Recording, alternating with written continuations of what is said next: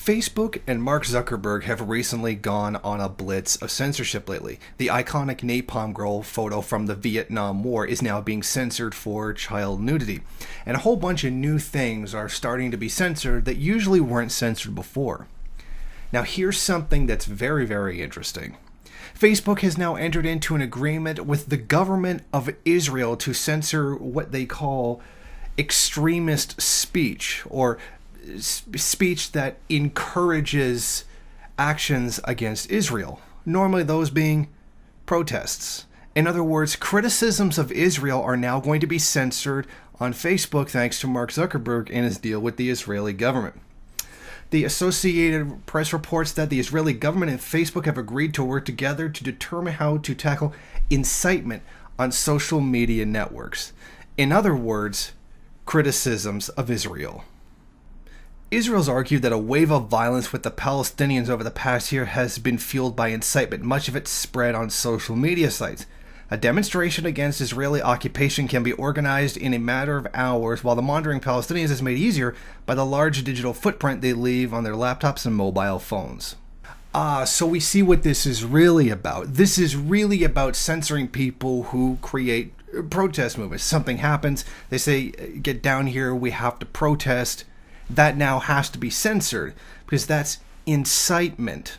Although they don't say very much about defining what incitement is, but we pretty much can figure out from their own words. Demonstrations against Israeli occupation. Literally, Facebook is working in conjunction with Israel to block criticism and the organization of protests against their murderous occupation. And this is right now, right out there in front of everybody. They're not even like trying to cover it up by calling it like suppressing hate speech or suppressing activities against Israel. They're outright saying a demonstration against Israeli occupation can be organized in a matter of hours or sometimes even minutes. So they're outright saying, no, you cannot criticize Israel on Facebook anymore. And that any attempt to protest, peacefully demonstrate against the crimes of Israel is now something that's not allowed to be done. And that's where it is now. But interestingly, there is no mention of censorship of Israelis calling for revenge attacks against Palestine. We get constantly Israelis going on Facebook talking about how it's right to kill Palestinians. They should be completely annihilated. There was the whole thing about the Israeli sniper and all these other like outright hate attacks calling for the mass murder of civilians. But none of that gets censored because it's against Palestinians. So now we see, really what this is all about and where it's going.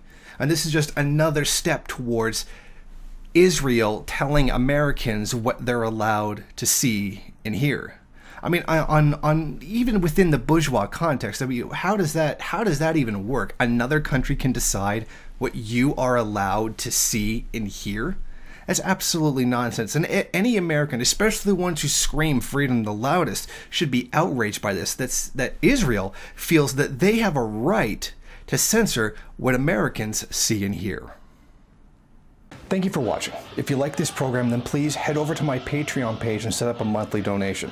It's your donations that keep this program running.